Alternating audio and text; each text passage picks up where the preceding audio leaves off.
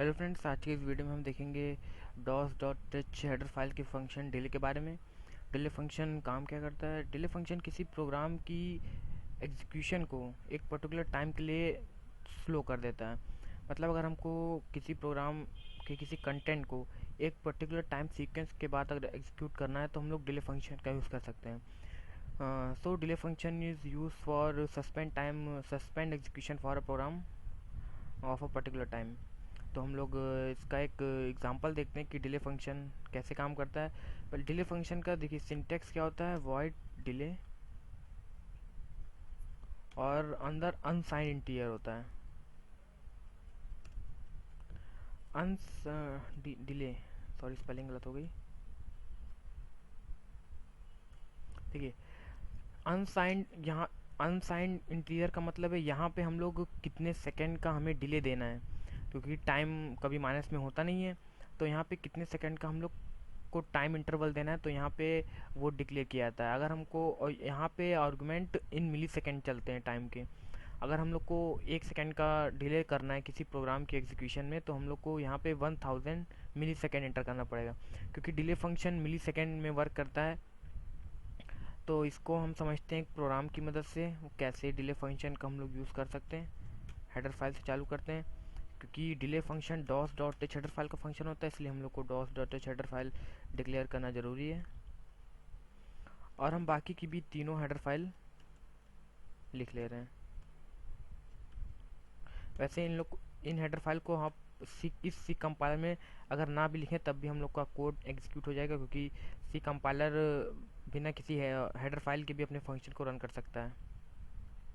Turbo सी, जिस पे अभी हम लोग काम कर रहे हैं। तो डिले फंक्शन क्या कहता है कि वो किसी भी प्रोग्राम की लाइन को एक यूज़र द्वारा जो टाइम दिया जाएगा उस स्पेसिफिक टाइम के लिए डिले कर सकता है, मतलब रोक सकता है। तो हम लोग एक एग्जांपल देखते हैं। वॉइड मेन, स्क्रीन क्लियर करते हैं और यहाँ पे लिखते हैं प्रिंट एफ ABCD और लिखते हैं प्रिंट एफ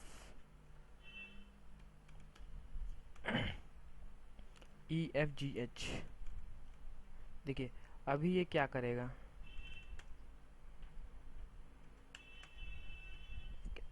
अभी तो नॉर्मली आउटपुट आ रहा है ABCD और उसके तुरंत बाद EFGH।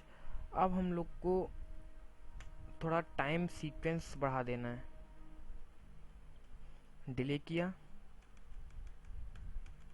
अगर हम लोग यहाँ पे 1000 कर रहे हैं तो मतलब ABCD तो हमारा एट रैंडम ही तुरंत प्रिंट हो जाएगा, पर EFGH उसके 1 सेकेंड बाद प्रिंट होगा। देखिएगा, सॉरी, देखिए EFGH उसके बाद EFGH। देखिए यहाँ पे कुछ टाइम इंटरवल बढ़ा दिया गया, जैसे कर दिया गया 4000, तो 4 सेकेंड बाद EFGH प्रिंट होगा। ये देखिए, तो डिले फंक्शन यही करता है कि किसी भी प्रोग्राम के एग्जीक्यूशन को एक कांस्टेंट टाइम इंटरवल के बाद अगर हम लोग को यूज़ करना है तो हम लोग डिले फंक्शन का यूज़ कर सकते हैं। डिले फंक्शन जिस लाइन के ऊपर होगा, अब जैसे देखिए हम लोग ने डिले यहाँ लगाया, तो इस डिले फंक्शन के नीचे की जितनी भी लाइनें होंगी कितने 4 सेकेंड बाद एग्जीक्यूट होंगी, और इसके ऊपर जितनी लाइनें हैं वो तो अपने रेगुलर टाइम इंटरवल में ही एग्जीक्यूट होंगी। अब इसका हम लोग छोटा सा एग्जांपल देखते हैं कि डिले फंक्शन से कैसे हम लोग इंटरेस्टिंग प्रोग्राम बना सकते हैं। इंटीजर A कॉमा मैंने B मान लिए। लूपिंग के थ्रू देखते हैं एक छोटा सा एग्जांपल, देखिएगा। For equal 1 A equal to 10 कर लेते हैं। A